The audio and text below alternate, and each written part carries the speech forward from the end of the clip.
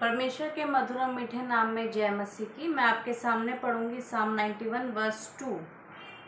मैं यहोवा के विषय में कहूँगा कि वह मेरा शरण स्थान और गढ़ है, वह मेरा परमेश्वर है, मैं उस पर भरोसा रखूँगा। आप सबको याद होगा लास्ट वीडियो में पार्ट 1 में हमने साम 91 यानी सॉन्ग ऑफ प्रोटेक्शन या प्रॉमिस ऑफ प्रोटेक्शन के बारे में बात करते कि किस तरह हम इन प्रॉमिसेस को अपनी लाइफ में क्लेम कर सकते हैं। अगर हम चाहते हैं ये सारे प्रॉमिसेस हमारी लाइफ में, हमारी फैमिलीज में पूरे हों, तो ज़रूरी है हम कुछ बातों की तरफ ध्यान दें। और पार्ट 1 में हमने सीखा था रिफ्लेक्शन के बारे में, और आज हम सीखेंगे ट्रस्ट के बारे में। मैं उस पर भरोसा रखूँगा, I will trust on him.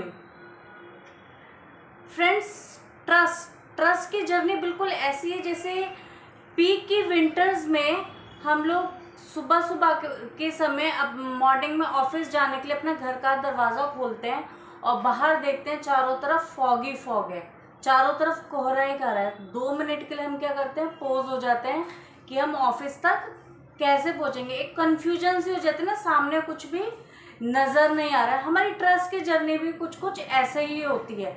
जब तक हम खड़े होकर सोचते रहते हैं हमें कुछ भी नज़र नहीं आता, लेकिन जैसे ही हम अपने स्टेप को आगे बढ़ाते हैं, जैसे ही हम अपने कदमों को आगे बढ़ाना शुरू करते हैं, चीज़ें क्लियर होनी शुरू हो जाती हैं, रास्ता क्लियर होना शुरू हो जाता है। जैसे जैसे हम कदम को आगे बढ़ाते चले जाते हैं हमें चीज़ें क्लियर दिखाई देनी शुरू हो जाती है, और हमारी वो घबराहट, हमारी वो कन्फ्यूजन धीरे धीरे दूर होनी शुरू हो जाती है। हो सकता है कंडीशन, हमारी सिचुएशन, हमारे हालात कन्फ्यूजिंग हो सकता है चीज़ें ऐसी हो जो हमारी समझ से परे हो, लेकिन जब हम ट्रस्ट पे चलते हैं और अपने कदमों को बढ़ाते हैं, रुकते नहीं हैं, तो धीरे धीरे चीज़ें क्लियर होती हैं और हम आगे बढ़ते चले जाते हैं। पर ये ज़रूरी है जब हम कदमों को बढ़ाते हैं तो हमें पता होना चाहिए जिस रास्ते पे हम कदम बढ़ा रहे हैं उसकी हमें नॉलेज होना बहुत ज़रूरी है।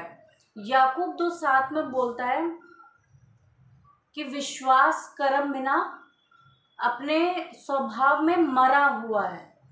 बिना कर्म के विश्वास क्या है, मरा हुआ है। अगर उसमें कर्म नहीं है, अगर हम स्टेप नहीं ले रहे हैं तो मरा है। हम वहीं पे खड़े ही रहेंगे, हम जहाँ खड़े थे हम वहाँ पे खड़े ही रह जाएंगे। हम वहाँ तक नहीं पहुँच पाएंगे जो हमारी फिनिशिंग लाइन है, हम वहाँ तक नहीं पहुँच पाएंगे जो हमें अचीव करना है। अगर हमें अपनी मंजिल को पाना है तो ज़रूरी है हम एक्शन में आए और अपने स्टेप को लें। मैं एक छोटी सी कहानी आपको सुनाना चाहूँगी इसे और ज़्यादा क्लियर करने के लिए। एक छोटे से गांव में खेल दिखाने वाला व्यक्ति था और उसके घर की रोजी रोटी, उसका सारा खर्चा उसी से खेल से चलता था। वो खेल दिखाता था, वो उस गांव के अंदर एक नहर थी और उसके दोनों तरफ वो रस्सी बांधकर उस पर चलता था, बैलेंसिंग का खेल दिखाता था। और सारे गांव वाले इकट्ठे होकर उस खेल को देखते थे, उसको बड़ा अप्रिशिएट करते थे और वो उसको पैसे देते थे जिससे उसका परिवार का पालन पोषण होता था। एक दिन उस गांव में बहुत ज़बरदस्त बाढ़ आती है और उस नहर का पानी खतरे के निशान से ऊपर हो जाता है, जिसके कारण से वो खेल नहीं दिखा पाता।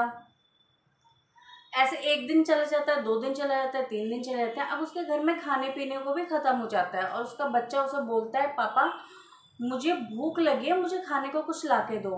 और वो बड़ा मायूस हो जाता है क्योंकि वो जानता है कि घर में खाने के लिए कुछ नहीं है और वो जो नहर का पानी है वो भी खतरे के लेवल के ऊपर है। लेकिन अपने बच्चे को वो भूखा देख के डिसाइड करता है कि आज मैं खेल दिखाने जाऊंगा, चाहे कितना ही खतरा क्यों ना हो। पूरे गांव में अनाउंस कराता है कि आज मैं खेल दिखाऊंगा और कुछ ज़्यादा एडवेंचरस करके दिखाऊंगा। ऐसे वो अनाउंस करवा देता है, सब लोग इकट्ठे हो जाते हैं और वो अपने खेल को दिखाता है। जब वो उसे रस्सी पे चलना शुरू करता है तो उससे पहले सबसे पूछता है कि भाई आप लोग इतने सालों से मेरा खेल देख रहे हो, आपको लगता है जब ये नदी इतने उफान पे है, नहर इतने उफान पे है, तो मैं इस काम को कर पाऊंगा? तो सब लोग उसके लिए तालियां बजाते हैं, अप्रिसिएशन करते हैं, बोलते हैं हाँ हाँ हमने तुम्हें देखा है और हम जानते हैं तुम ये कर पाओगे। और वो उस पर चलता है, जाता है, वापस आता है, अच्छे से अपनी जर्नी को पूरा करता है और सब लोग उसे बड़ा अप्रिशिएट करते हैं और काफ़ी क्लैपिंग वगैरह करते हैं। लेकिन जब पैसे देने की बारी आती है तो वो कहते हैं भाई इसमें एडवेंचरस तो कुछ था नहीं, तुमने तो अनाउंस किया था कि तुम कुछ एडवेंचरस करके दिखाओगे। ये तो तुम हर बार करते हो। पर वो कहता है भाई ये तो खतरे के निशान से ऊपर था, लेकिन कोई उसे मानता नहीं है कि ये तो तुम्हारे बाएं हाथ का खेल है, ये तुम हमेशा करते थे। तो कहता है ठीक है, जब ये खतरे के निशान से ऊपर है तो मैं ना सिर्फ खुद चलूंगा बल्कि अपने कंधे पे एक इंसान को लेके जाऊंगा। आप सब तो मुझे इतने सालों से देख लो, मैं किसी की भी जान का खतरा नहीं होने दूंगा। कोई भी एक आ जाइए, मैं अपने कंधे पे बिठा के उसे यहाँ से लेके जाऊंगा और वापस लेके आऊंगा। तो सब कहते हैं हाँ हाँ ठीक है ठीक है, हम विश्वास करते हैं तुम ऐसा कर सकते हो, हमें करके दिखाओ, हम खेल देखेंगे। सब ताली बजाते हैं। लेकिन वो कहता है ठीक है भीड़ में से कोई भी एक जन मेरे पास आ जाए, मैं उसे लेके चलूंगा। कोई भी अपने कदम को आगे नहीं बढ़ाता। अब वो बड़ा परेशान होता है, अगर कोई आगे आएगा नहीं तो मैं खेल कैसे दिखाऊंगा, और खेल नहीं दिखाऊंगा तो ये लोग मुझे पैसे नहीं देंगे, मैं कैसे अपने घर खाना लेके जाऊंगा। बड़ा परेशान होता है। तभी उस भीड़ में से एक छोटा सा बच्चा निकल के आता है, कहता है कि मैं आपके कंधे पे बैठूंगा और मैं जाऊंगा। वो उस बच्चे को अपने कंधे पे बिठाता है और वो नदी उस रस्सी पे चलता हुआ जाता है और वापस आता है। सब लोग बड़ा उसे अप्रिशिएट करते हैं, उसे पैसे देते हैं और उसको बहुत मतलब हिम्मत बनाते हैं। और जब सब चीज़ें हो जाती हैं, वो जो बड़े बुजुर्ग होते हैं वहाँ पे खड़े हो, उस बच्चे के पास होता है, कहते हैं भाई तुम्हें डर नहीं लगा? हम सब बड़े बड़े डर गए, तुम्हें डर नहीं लगा? तुम्हें कहाँ से इतनी हिम्मत आई कि तुम इस खेल का हिस्सा बन गए? तो कहते नहीं, मुझे डर नहीं लगा, मुझे पता था कि जो ये खेल दिखा रहे हैं मुझे कुछ नहीं होने देंगे, क्योंकि मैं जानता हूँ ये मेरे क्योंकि मैं जानता हूँ ये मुझसे ज़्यादा, अपने से ज़्यादा मेरा ध्यान रखेंगे, क्योंकि ये मेरे पिता है और मैं इनका बेटा हूँ।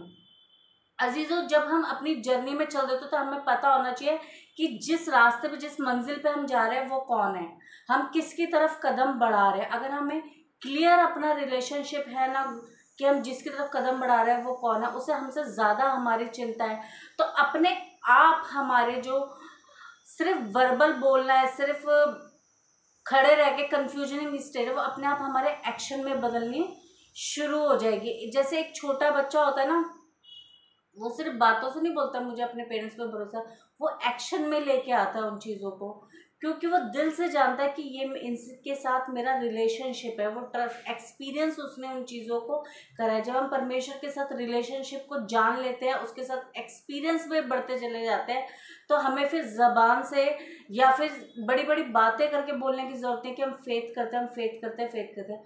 वो हमारे एटीट्यूड के अंदर, हमारे एक्शन के अंदर नज़र आना शुरू हो जाता है, वो हमारी ज़िंदगी से नज़र आना शुरू हो जाता है। और होने दे प्रभु जी, मैं आप सब के लिए, जितने लोग ये वीडियो को देख रहे हैं, और अपने लिए दुआ करती हूँ कि कभी हमें पुकार पुकार के चिल्ला चिल्ला के परमेश्वर से ना करें परमेश्वर हम तेरे पे भरोसा करते हैं, नहीं। हमारी ज़िंदगी की हर सिचुएशन में, हमारी ज़िंदगी के हर डिसीजंस में, हमारे एक्शन से, हमारे फैसलों से परमेश्वर को पता चले कि हाँ ये मेरा बेटा मुझ पर भरोसा करता है, और इसके डिसीजंस, इसके एक्शंस बताते हैं कि ये मेरा बेटा है, मेरी बेटी है, और मेरे चलाए ये चलता है, ये उस रास्ते पे स्टेप लेता है जो मैंने इसके लिए खोला है। परमेश्वर इस वचन के ज़रिए से मुझे और आप सबको आशीष दे। आप सबको जय मसीह की।